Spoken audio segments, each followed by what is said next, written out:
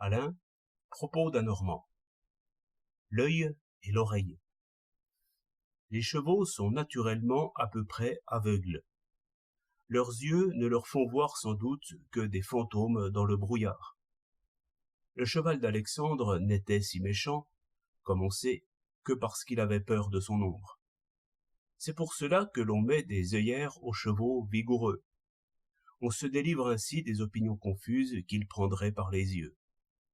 Quant aux chevaux ordinaires, qui crèvent de faim et de fatigue, et qui dorment en travaillant, ce n'est pas la peine d'en parler, qu'ils aient des opinions fausses autant qu'ils voudront.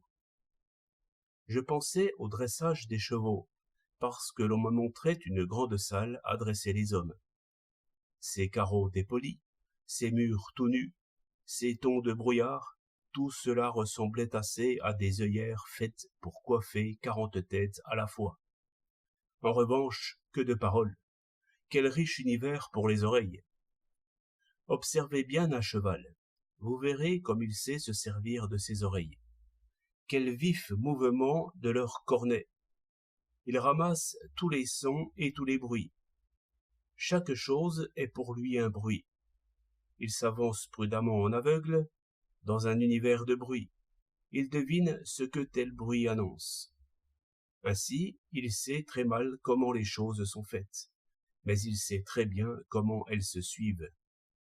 Nos écoliers n'ont pas les oreilles si longues, mais ils arrivent tout de même à s'en servir assez bien. Les mieux doués retrouvent très vite leur chemin dans l'univers des discours. Ils savent quel mot suit d'ordinaire tel mot. J'ai connu une petite fille qui s'exerçait à produire des bruits dans l'ordre convenable. Au commencement, elle disait 3 x 8, 42, ce qui était tout à fait ridicule. Quelques jours après, elle en était à 3 x 8, 34, ce qui était presque bien. Maintenant, elle compte juste, comme d'autres chantent juste. Elle pense avec ses oreilles. J'ai connu aussi un très bon jeune homme, dressé par les mêmes méthodes, et qui courait sur une piste un peu plus difficile. Un ouvrier met 8 heures à creuser 1 mètre de tel fossé. Combien mettra-t-il de temps pour creuser 2 mètres? 2 fois plus. Il savait cette chanson-là, mais il n'était pas encore bien maître des variations.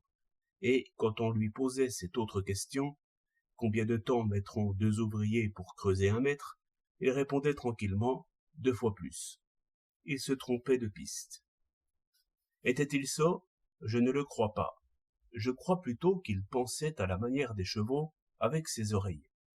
S'il avait pensé avec ses yeux, s'il avait vu ou seulement imaginé un fossé et des ouvriers, et s'il avait réglé son discours sur la chose même, il aurait raisonné comme Descartes ou Archimède.